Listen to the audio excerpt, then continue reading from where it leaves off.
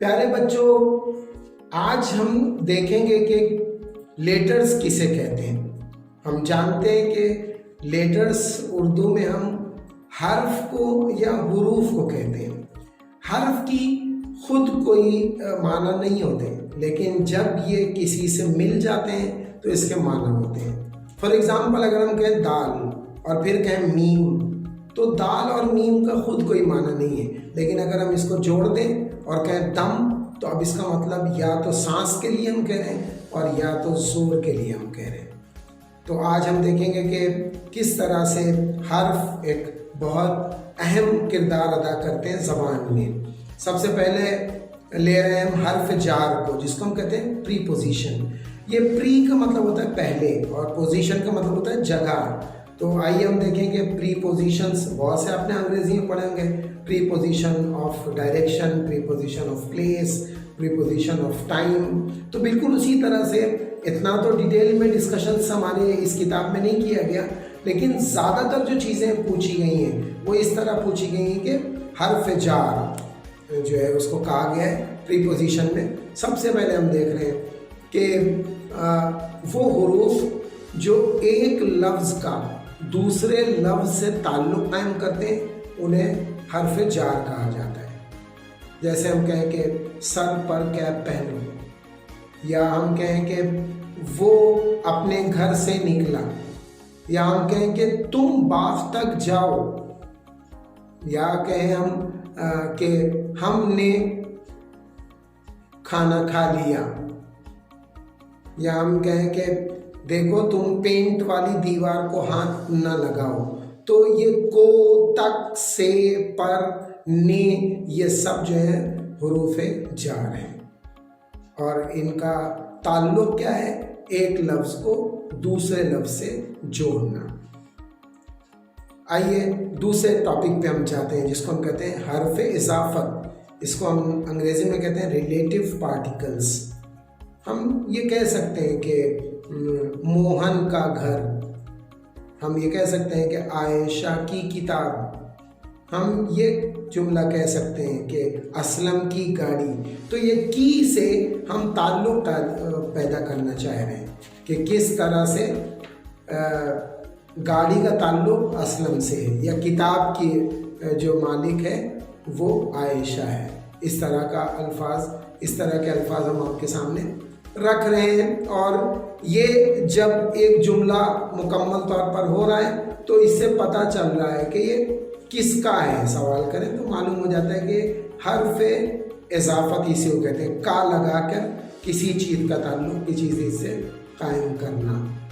इसको अरबी में और अलग तरीके से पेश किया जाता है, ज़ेर से या आखिर, यानी जब दो लफ्ज़ हम मिलाएंगे तो पहले लफ्ज़ के आखिरी हर्फ के ऊपर या ज़ेर होगा या जो होगा हमज़ा होगा, उसे हम मिलाएंगे। जैसे हम कहें कि इब्ने मरियम, मरियम का बेटा।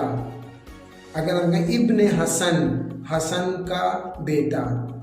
या हम कहें कि शाम में अवध, अवध की शाम। हम कहें दिले नादान, यानी नादान दिल। या हम कहें गोशे आफियत, गोशे तन्हाई। इस तरह का जुमला में इस्तेमाल करें तो ये इसका मतलब आफियत का गोशा, तन्हाई का गोशा, इस तरह से।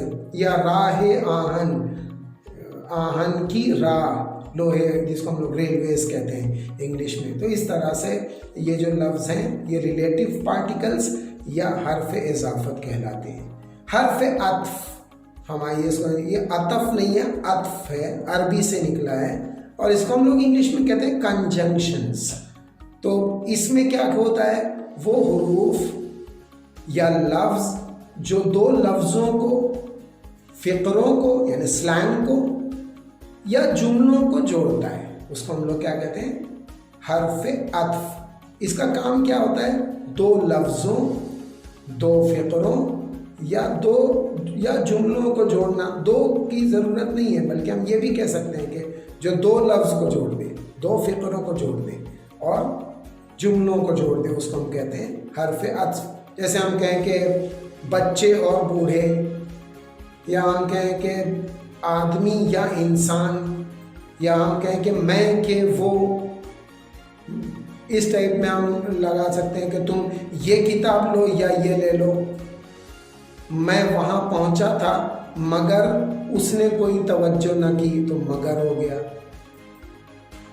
या इस तरह से कोई जुमला है कि तुम चाहे इस बाग में जाओ या उस बाग में जाओ, या मैंने उसको बहुत समझाने की कोशिश की लेकिन उसने मेरी बात नहीं मानी। तो मगर, या, लेकिन और के, ये सब भी जो है ये हर्फ़े अत्फ़ कहलाते हैं, कंजंक्शन है।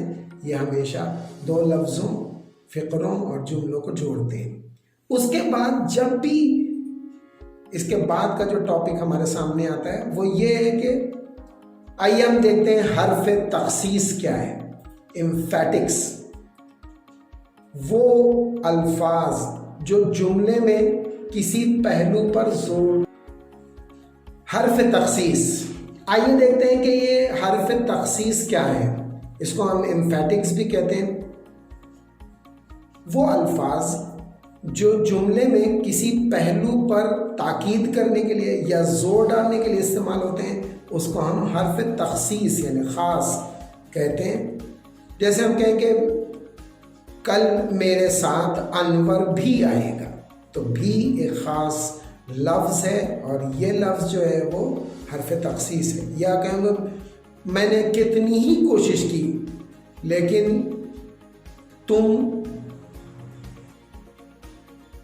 या हम इस जुमले को इस तरह कह सकते हैं कि हर शख्स सिर्फ उसी को देख रहा था। तो यहाँ हर्फ जो है वो हर्फ तख़सीस है। या तुम समझ गए ना कि वो कितना बड़ा तुम्हारा दोस्त है, तो ना जो है वो हर्फ तख़सीस है। हुरूफ फ़िजाइया हम देखते हैं, वो हुरूफ जो इंसान के जज्बात को पेश करते हैं, इंसान के जोश को या गम को या अफसोस को। आइए देखें कि हुरूफ फ़िजाइया क्या है। इसको हम इंग्लिश में कहते हैं एक्सक्लेमेशन। वो हुरूफ जो जुमले में खुशी को, दुख को, हैरत के जज्बे को जाहिर करते हैं, उनको हम हुरूफ फ़िजाइया कहते हैं। अरे ये कितना ज़बरदस्त शॉट था, या ओफो मुझसे तो वो चीज़ चली गई, या हाय अफसोस काश मैं ये कर लेता, या ए काश, अरे, ओफो। अगर जो इस तरह के अल्फाज हैं जब हमारे मुंह से निकलते हैं तो एक ख़ास निशानी उसके सामने लगाई जाती है जिसको हम लोग कहते हैं हुरूफ फ़िजाइया। तो उम्मीद करते हैं कि आपको हुरूफ के, चाहे वो जार हो, चाहे अत्फ़ हो, तख़सीस हो, फ़िजाइया हो, तमाम या इज़ाफ़त हो, आपको तमाम चीज़ें समझ में आई होंगी। और अगर इसमें कहीं भी आपको कोई तकलीफ़, हमारी आपसे ये इल्तिजा है कि अगर आपको कहीं भी कोई ऐसा दुश्वारी पेश आ रही है या डिफ़िकल्टी हो रही है आपको, तो आप जो है अपने कमेंट्स के ज़रिए हमको बता सकते हैं। हम उन परेशानियों को समझकर उनके जवाब देने की भरपूर कोशिश करेंगे।